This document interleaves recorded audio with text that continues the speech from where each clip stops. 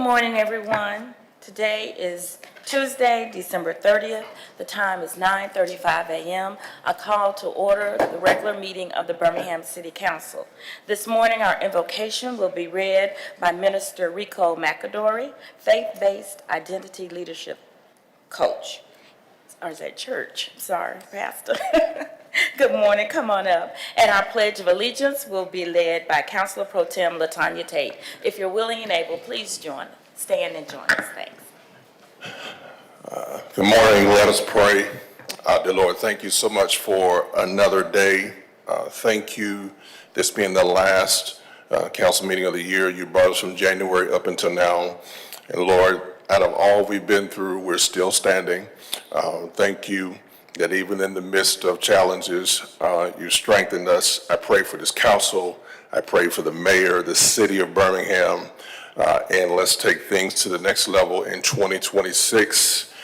We love you. We give you praise. Thank you for the meeting, guidance. Let there be on one accord. In your mighty name, we thank you. Amen.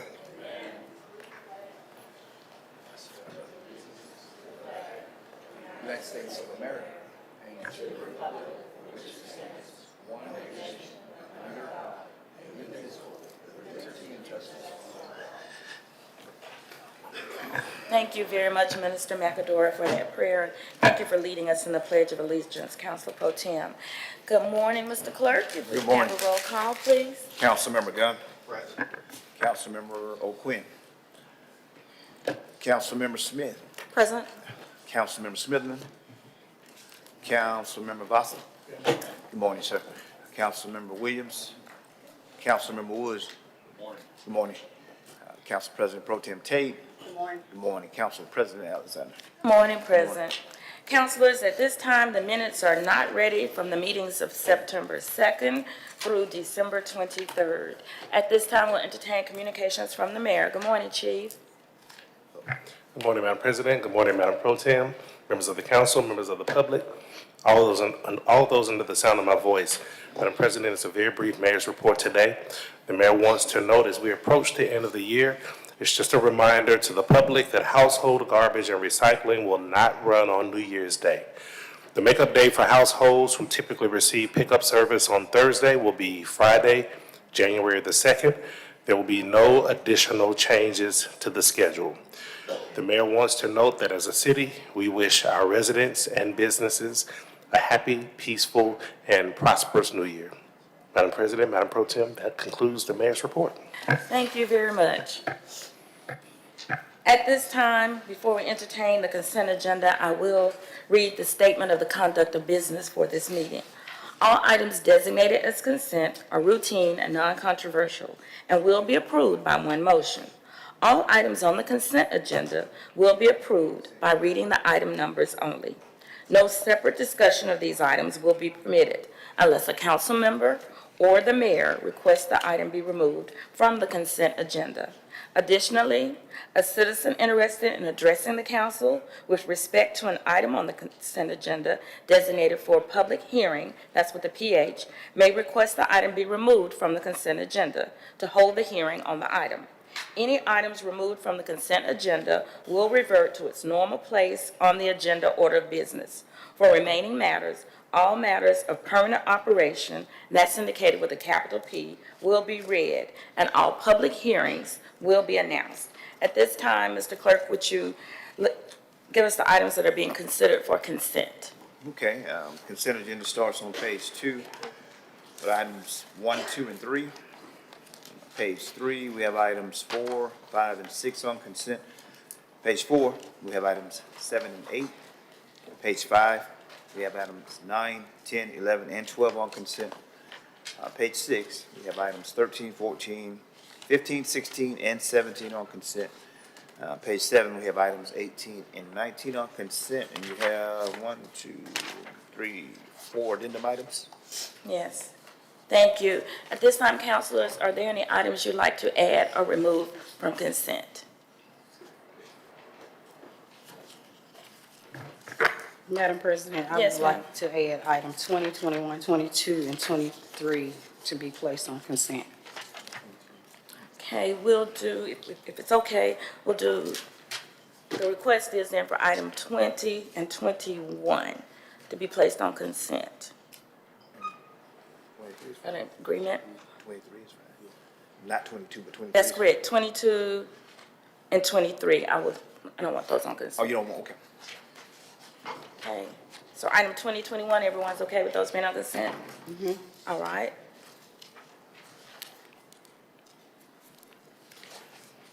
And so at this time, yes, Mr. Williams? Thank you, Madam President.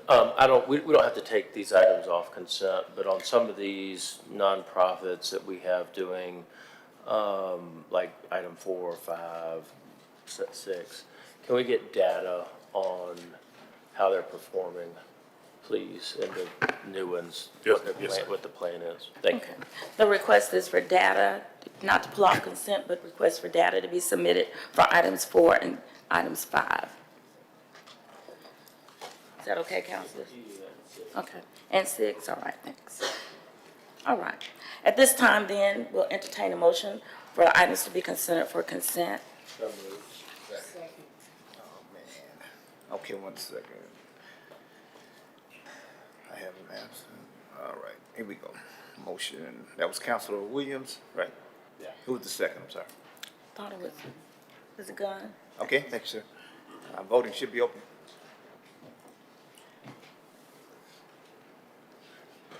I think that's everybody. Should be up. All right. Is that everybody? It should be everybody, I think. Oh, you're right. Okay, I missed that. I got it.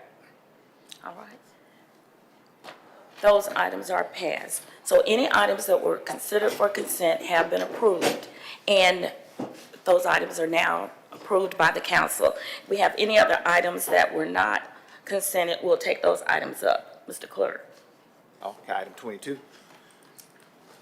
A resolution appointing a member to the Birmingham Human Rights Commission for City Council Districts 1, 2, 3, 4, 5, 6, 7, 8, and 9, and said terms pursuant to ordinance number 19-9. So I guess we have the terms and the names for those Yes, I'm positions. looking for my cheat sheet here. I don't know whose committee. Here we go. You know, state, Jeff? Okay, these items, this particular item, councilors, these are members that we are appointing to the Human Rights Commission. They're appointed by each councilor per their district. At this time, these are the recommended appointees. For District 1, Rosalind Short, with a term that expires 1/31/2029. For District 2, Emily Northrop, her term expires 1/31/2029. District 3, Tiffany Saxon, that term will expire 1/31/2029. District 4, Patrick J. Talley, that term will end 1/31/2027. District 6, Brandon M. Cleveland, that term will expire 1/31/2027. District 7, Robert Young, that term will expire 1/31/2028. District 8, Izette Ridley McNeely, the term expires 1/31/2028. And District 9, Tremaine McIntosh, that term ends 1/31/2028. We do not have a submission at this time for District 5, but we'll come back later and make that submission once it goes through the process. So councilors, these are the members, appointed members to the Human Rights Commission. Can we have a motion and a second for approval of those names? So moved. Second. Who made the second, I'm sorry? Councilor Smith. Okay. What'd you say? Okay, I think we have a correction on the name. What did you say?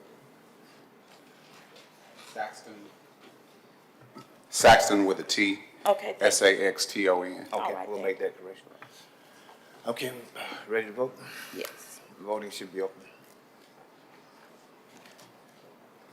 All right, that vote should be up, Madam President. All right, at this time, that motion does pass, and that item passes, and we congratulate these members that will be sitting as part of the Birmingham Human Rights Commission. Thank you, councilors, for going through the process and making those submissions. Next item, Item 23, a resolution to amend resolution number 1958-25, adopted by the council November the 4th, 2025 by adding the Arts and Parks Committee. Motion, please. Second. I move it. All right, are we ready? All right, voting should be open right about now.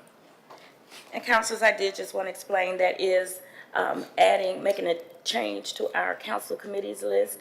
And at the beginning, we had combined the two committees, and now I just want to reflect that we have the Arts and Culture Committee, and that is the only change, correct? Thank you. So we're ready for the vote. The vote should be up, there it is. All right, thank you. So, and those changes are approved. Thank you very much.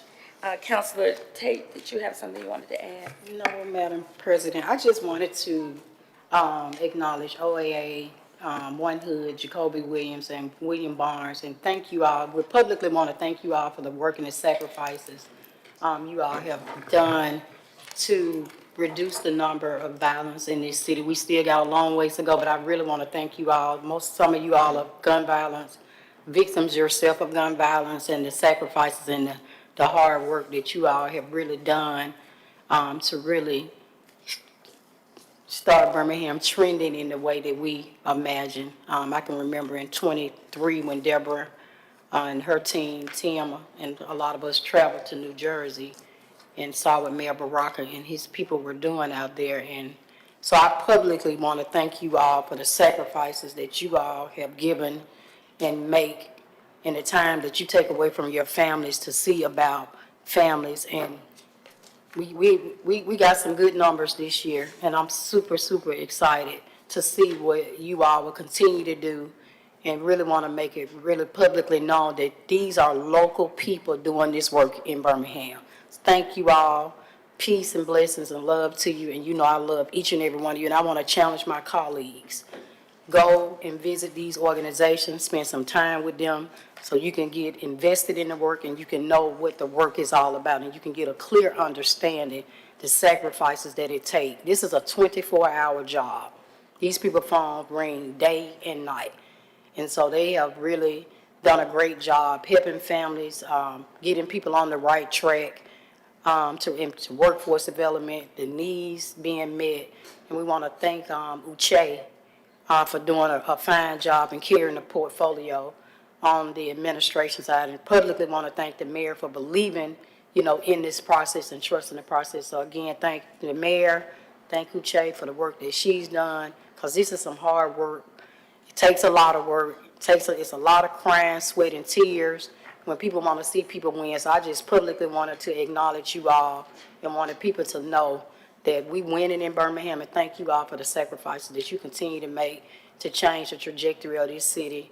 And I look forward to what 26 will bring, and I look forward to continue beating the streets with you all and getting the people, to the things that they need with workforce, giving people a second chance to get their lives right. Thank you all.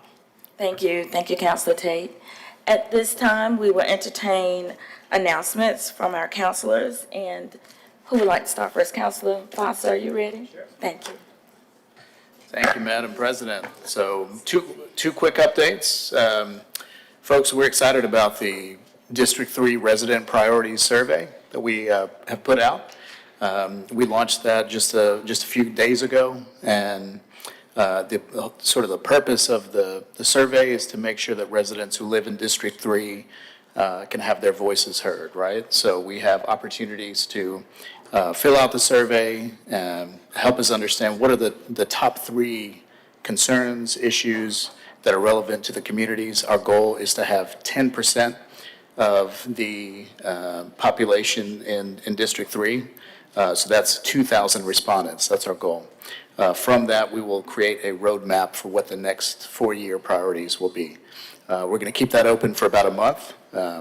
So in your off time this week, hopefully, if you have off time, and if not, it only takes about 2 minutes to fill out. Let us know what's important to you. We're excited about that.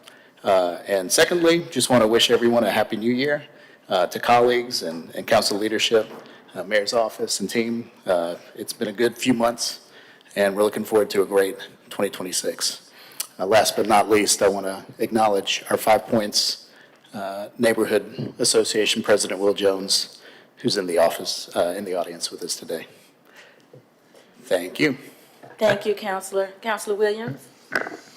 Thank you. Economic Development and Tourism will have a regularly scheduled meeting this upcoming January the 6th. Please send submissions to india.bailey@birminghamal.gov. Happy New Year, everybody. And also wanted to shout out our 911 team in the back who was able to come bring something I think that's going to be really helpful in overall public safety with our new radio system that will integrate with Real-Time Crime Center, and will, I think, be one of the first cities in the Southeast to have this technology. So thank you guys for your hard work on that. That's all. Appreciate you acknowledging them as well. Glad to see them, and I'm looking forward to that. Thank you so much. Counselor Woods, are you ready? Good morning. Hope everybody had a good holiday. We have the Apple Valley Neighborhood Association. They will meet next Tuesday, January 6th at 6:30 p.m. That meeting is at the East Pinson Valley Rec Center, and there is also an option to attend online. Also note the Spring Lake Neighborhood and the Echo Highlands Neighborhood Associations are both canceling their meeting that was scheduled for this Thursday. And so enjoy your time. We look forward to further coordination as the year goes on. The Budget and Finance Committee will meet on Monday, January 12th at 3:30 p.m. In the council chambers. Submissions are due by January 7th at noon. Thank you very much. Much, Counselor Woods. Counselor Gunn? Yes, thank you so much, Madam President. Upcoming District 4 events that we attended previously, I want to give a shout out to the team at the Conjure Haunted Attraction who hosted a toy drive for the families in the Kingston neighborhood. They did a phenomenal job, and it was well appreciated and received by the families over there. If you haven't had a chance to go over there to meet Mimi, who is the owner, she's doing some phenomenal work for the community over in Kingston and in District 4. Upcoming committee meetings, the Community Development Committee will meet in the council chambers on January the 5th at 3:30 p.m. And then upcoming neighborhood association meetings. The Maple Grove Neighborhood Association meeting is canceled for this month. Zion City is canceled, and so is Brummett Heights. Meetings that will be happening this month. The first Monday at 6:30 p.m., the Brownsville Heights community will be meeting. Collegeville will be meeting on the first Monday as well at 6:30 p.m. at Greater New Antioch Baptist Church. And then the Fairmont Neighborhood Association will meet the first Tuesday at 6:30 p.m. at the North Birmingham Library. And as we enter into the new year, I just want to encourage everyone to be safe, celebrate inside, and do not do any celebratory gunfire in the city of Birmingham. It's illegal. Thank you. Thank you. Thank you so much. Counselor Smith? All right. Well, good morning. So on Christmas Eve, December 24th, the 5 Points West Community Leadership hosted an annual luncheon at the West Precinct for our police officers. So just want to extend sincere gratitude to the men and women of the West Precinct for their dedication and continued service in keeping our residents safe, especially during the holiday season. On December 27th, I was honored to serve as a guest speaker for the Kwanzaa Day 2 Kuji Chakalia Self-Determination Ceremony. The event brought together community and residents, leaders to explore the principles of Kwanzaa. So much appreciation to Ms. April Muhammad, along with Tyree Anderson, pastor of First Baptist Inslee, for hosting that event, and also Clarence Muhammad. And as we head into the new year, Inslee Highlands and College Hills will host their first monthly neighborhood meeting on Monday, January 5th at 6 p.m. The College Hills meeting will be at Legion Field, and the Inslee Highlands meeting will be at the 5 Points West Library. And lastly, as we welcome the new year, I extend my best wishes to all of our residents, and I'm hoping that this year brings renewed hope, unity, and opportunity as we continue working together to build a stronger, more connected city. So thank you for your engagement and commitment to our community. Thank you. Thank you so Oh, much. I'm sorry, one more. I just also want to take a minute to acknowledge Marcus Smith in the audience, so there he goes. So yeah, thank you. Thank you. Madam Pro Tem? Thank you, Madam President. Central Pratt Neighborhood Meeting will be held on Monday, January the 5th. They do it on a conference call at 6 p.m. You can dial in by calling 720-74 or 9732. The passcode is 348808. The next neighborhood meeting is Sherman Heights Neighborhood, and that'll be also held on January the 5th at 6 p.m. at the Morning Star Christian Church located at 1600 Slayton Avenue. And you can also dial in, conference call 952-206-4918. Passcode is 223418. The next public safety meeting will be held on Tuesday, January the 13th at 1 p.m. in the council chamber. Please submit your agenda items by email no later than Wednesday, January the 7th. No later than 12 noon to Gregory.Stanley at birminghamal.gov and Ashanta.Cephas at birminghamal.gov. We also want to thank our partner, Be Kind, Park and Rec, for the Merry Kicksmas. It was a great event. We was able to bless 200 families with 200 pair of new shoes, and we want to thank Be Grace Media for also doing an extravagant job with the decor, and we want to thank TNT Sounds providing the music. We actually had the music provided by DJ Pack himself. And I want to just echo my colleague when Councilor Gunn said, please be safe. Do not shoot these guns. Celebratory shooting is illegal in the city of Birmingham. And I want to extend a warm welcome to my colleagues.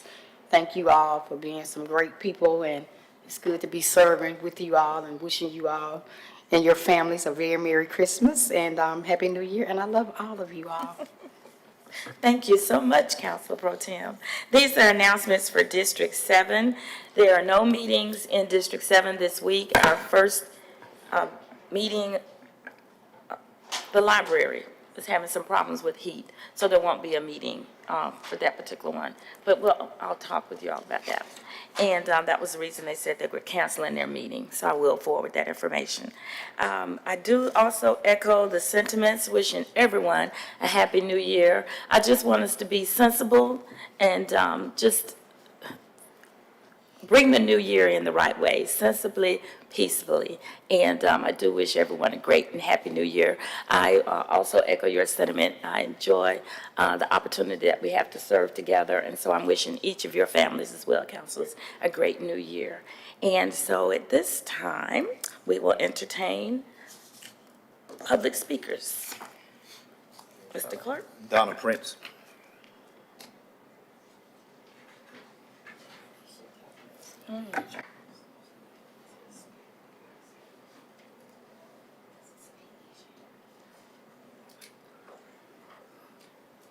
As you come forward, you have 3 minutes, and if you would state your name and your address, please. Good morning, Good morning. Council.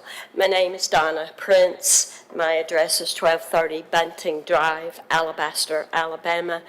And I'm here to talk to you about the overreach of DHR. My family has been generationally affected by that. My husband and I were raising 5 of our grandchildren, and we were accused of abusing these children. I found out later that that abuse allegation was actually made by a caseworker.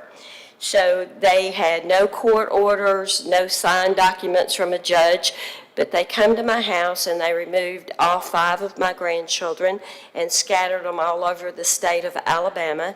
And then when we got our grandchildren back and they started having babies, DHR showed up at hospitals and took our newborn babies and placed them for adoption. My granddaughter, Haley, aged out of DHR's custody, and she had 2 children while she was in custody. But when she aged out, they would not allow her to take her children with her.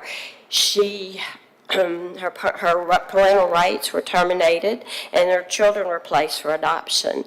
Even after she was married and had her 3rd child, DHR shows up at the hospital and takes her 2-day-old baby, also placed her for adoption. But we fought the system. I went to Washington, D.C. I met with senators. I went to Montgomery and met with DHR representatives, and we were able to get that baby back. But she's 9 years old now, and DHR still shows up at the daycare. They show up at school. They harass my granddaughter, the mother of these children. Braylon was a baby that was conceived in rape. My granddaughter was 14 years old when she was raped, but she decided to give this baby life. And again, DHR shows up at the hospital and took that baby. We fought again and we got him back. But he was promised for adoption. We found out through a whistleblower that the hospitals are asked to put pictures up of these mothers. When they go in to have these babies, they see these pictures and they are advised to call DHR. When those mothers check in to have those babies, that's how they know to come and pick up these newborns. Currently, I have a grandson. His name is Braden, and he has a child who is right now in Jefferson County DHR foster care. And he has taken a DNA test to prove that he's the father of this child. He has asked for custody of this child. Excuse me, Mrs. Prince. Your time is up. I do appreciate you wanting to voice these issues that you're having with that agency, but that particular agency is not within the reach of the city council. This is an issue for that particular agency, so I do appreciate you bringing that information to us, but there isn't any, I don't know any power that we would have as a city council for Birmingham, Alabama, to help you and assist you with any of these problems. So I do appreciate you bringing that and voicing your issues. So do you address DHR and their overreach to come to hospitals? No, ma'am, this is a state and a county issue. It is not within the reach of the city council. So if we'll go ahead and have our next speaker, please. Thank you very much. Is it Tanner Downey? I don't know if I pronounced that right. Good morning. My name is Tanner Downing, and I'm a civil rights advocate and litigator out of Washington, D.C. I need to provide a public notice to all of you. This is in accordance with USCS Rules of Civil Procedure, as well as Rule 17 and Rule 20 of the United States Supreme Court. Constitution of the United States of America is the overarching requirements that every state must follow. I trust that everyone here agrees with that. States cannot enact their own alternative legislation, substitute that for the guarantees of the Constitution, then go on and enforce that. That would be obviously quite unconstitutional. Clause 1 of Amendment 5 to the United States Constitution says no person shall be held to answer for a capital or otherwise infamous crime unless on presentment or indictment of a grand jury. However, the state of Alabama has enacted its own alternative legislation that permits prosecuting attorneys, police officers to charge by information as opposed to indictment, and that is unconstitutional. Now, an emolument violation is when you pay someone to violate the Constitution. You can't do that, especially when you receive federal funding. You can't pay someone to violate federal law when you receive federal funding. There's actually two areas of the Constitution that reinforces this. The first is Article 1, Section 10. That's where it says that no state shall create any law that shall impair the obligation of contracts. Police officers, prosecutors, judges, they're all under a contract. That's a contract to perform based upon the oath or affirmation that they took to support and defend the Constitution of the United States. So when the state of Alabama creates a law that directs them to disobey the Constitution, that would be obviously a violation of Article 1, Section 10. The second place that reinforces this issue is the 14th Amendment. That's where it says that no state shall create or enforce any law which shall abridge the privileges and immunities of United States citizens. The privileges and immunities of United States citizens are a minimum, those enumerated within the Bill of Rights. This is affirmed by the United States Supreme Court 2019 unanimous decision, Timms v. Indiana. They cannot be impaired. Thus, the state of Alabama has enacted a law and is directing their agents, whom you all pay, to violate the Constitution of the United States. As a result, there is an inordinate amount of people currently in prison here in the state of Alabama, illegally and unconstitutionally. I'm here today to let you guys know that if you continue to pay these public officials to violate the Constitution, the criminal sanctions can come from that. We don't want to head down that path, but we must make sure that public officials are aware that when they pay people to violate the Constitution, that is an emolument violation, is illegal, and it is a crime. So I'm preparing to litigate this at the United States Supreme Court on behalf of the more than 700,000 people who are currently in prison here in America, illegally and unconstitutionally. I'm asking you, honorable individuals, please take a look at Clause 1 of Amendment 5, confirm what I'm saying to be true, and then direct your agents to act in a lawful, constitutional manner that is consistent with the obligations that they have codified in the Constitution for the United States of America. I have a notice that I need to provide to the record. You guys, all my contact information is here. I would highly recommend that you do it. Failure to review this does not mitigate your culpability within this particular issue. Before I go, I want to say one more thing. I know that you're going to go to the attorney as soon as we're done. You're going to ask that attorney whether or not what I'm saying is true, and that attorney is going to point you to a case from 1884 called Hurtado versus California. And before you choose to rely upon that as the foundation, I must remind you that the Constitution of the United States of America is the foundation, not a judge-made ruling. The Supreme Court of the United States has no constituted authority to alter, amend, or destroy any of the provisions or guarantees of the Constitution. Thank you guys so much. God bless and have a great holiday.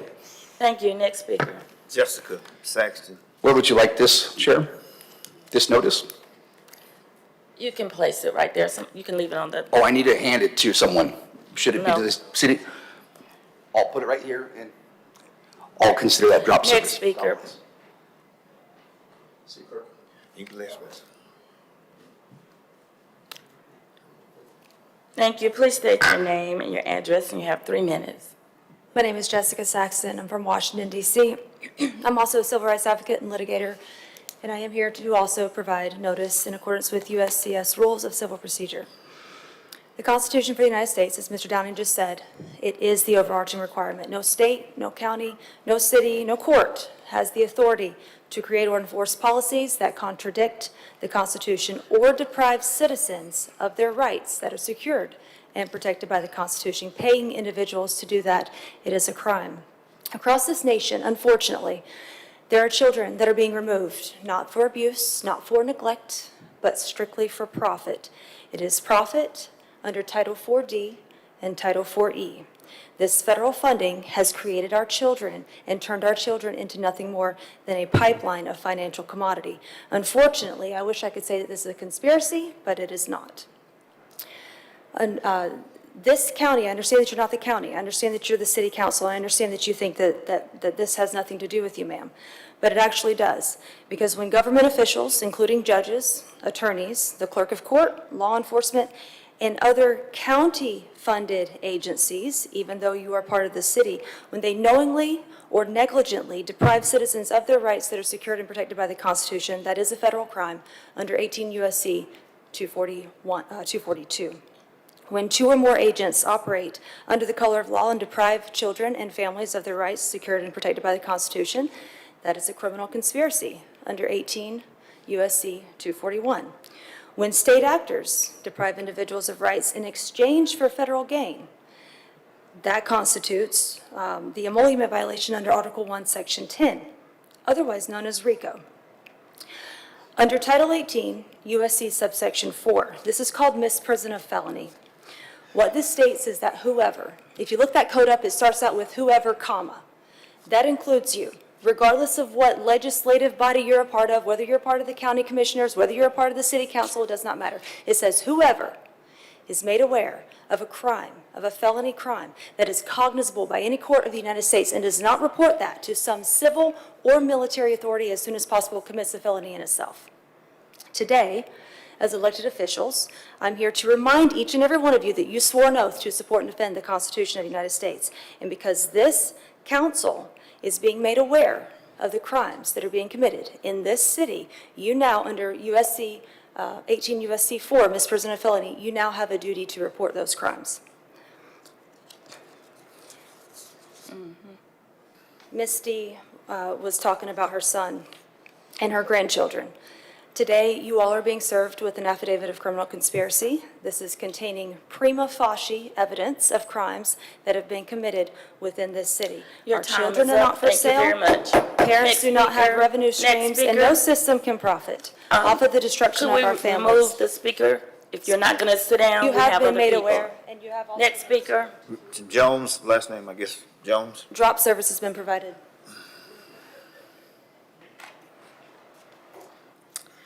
Good morning, Mr. Jones. You will give us your name and your address.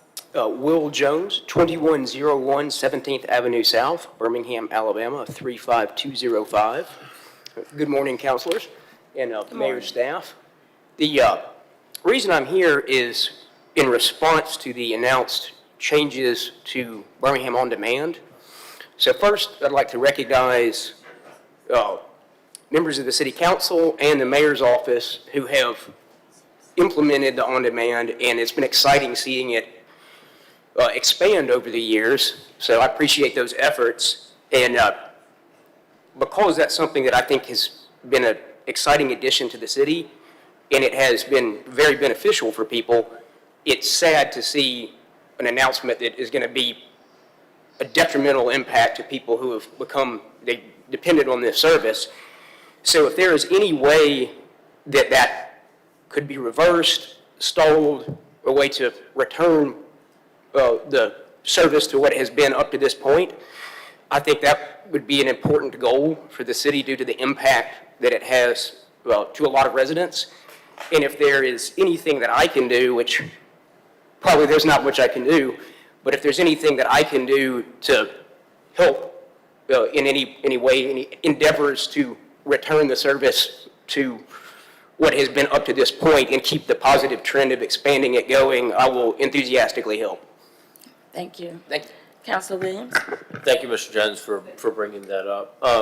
To the administration, I have concerns about the email that I received from the BJCTA about this reduction in service, because after we promised them a certain amount of money and then we signed a contract with them, then they immediately reversed the amount of service that the city of Birmingham was receiving in regards to On Demand. I don't know, they said that the ridership was lower, but we passed an amount of money. And I think that it's something that we need to collectively look at. This is the 10 millionth complaint I've gotten about the BJCTA. I'm so tired of hearing about them. But it's like we passed the largest budget that they have ever had from the city, and then they pull back service. It doesn't make a lot of sense. So anyway, I think that we need to collectively look at if we just gave them the largest budget they've ever had from the city, and then they pull back the service only to the city of Birmingham. So I want to look at that. Thank you, Councilor. Next speaker. Robert Walker.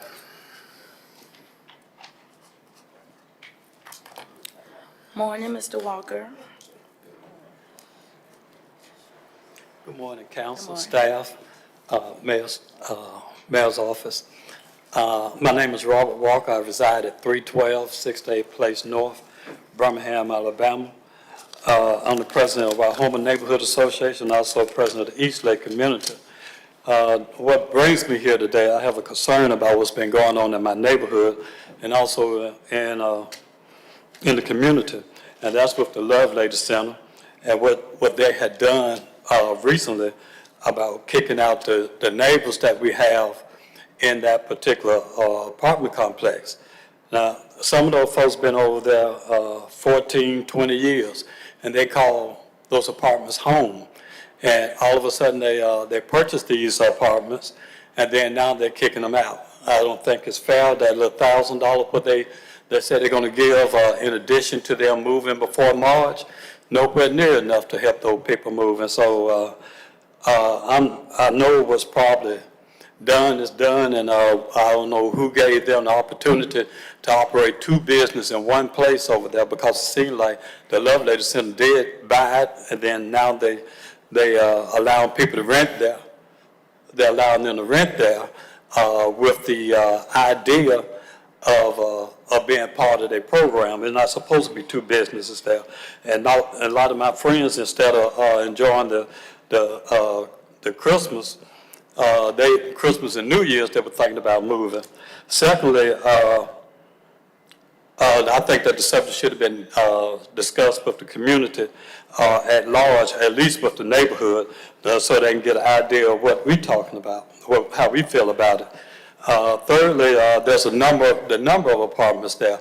The Lovelady did buy those apartments. They're going to move people in there, but this is the second set of apartments they done in my neighborhood.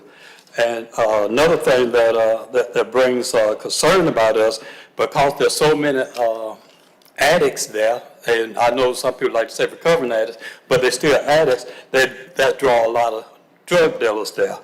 And one more thing that concerns me, I'm running out of time here, and that is the area that is in. It's just 1 block away from our church, and 1 block away from Barrett Elementary School.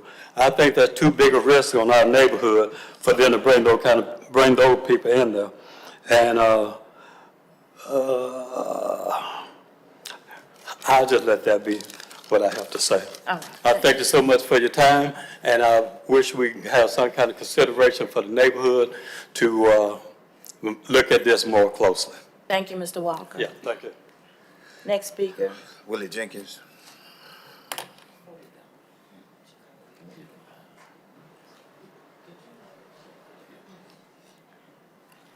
Morning, Mr. Jenkins. Good morning. How you doing, City Council? I just wanted to say that I had a lot of children doing the for Santa Claus. They enjoyed me Santa Claus this week, last week, and we had a nice. I went to a neighborhood.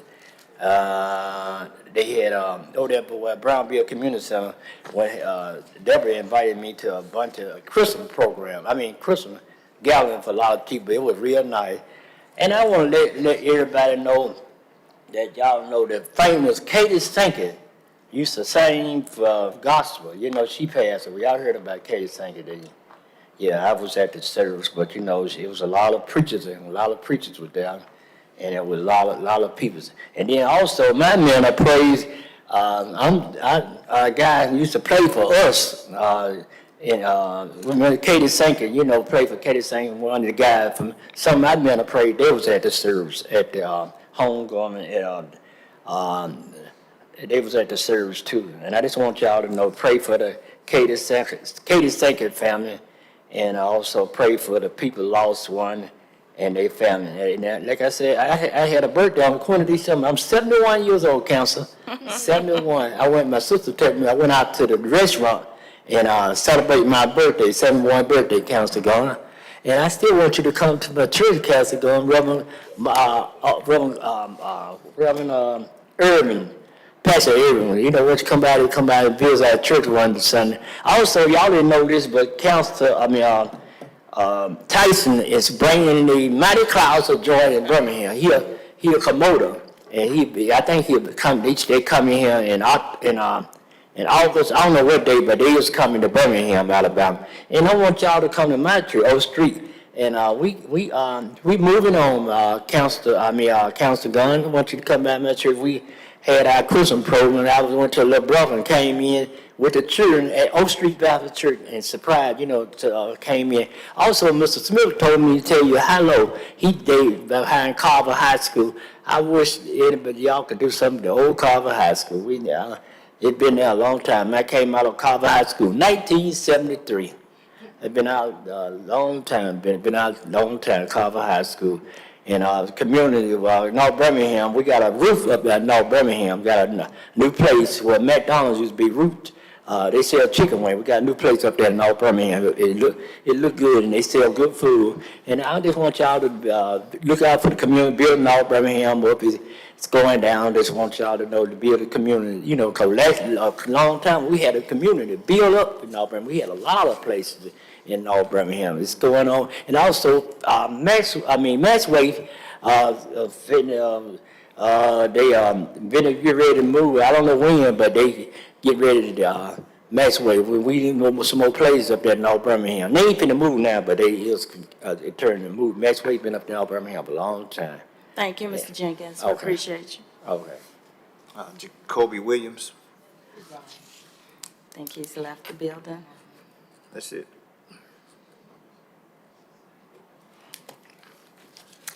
All right, councilors, at this time, we'll entertain a motion for adjournment. Before we do, I do want to thank Officers Pinkerton and Square for being with us today and serving us throughout the year. We wish you all a happy new year and a safe one, too. Thank you so much.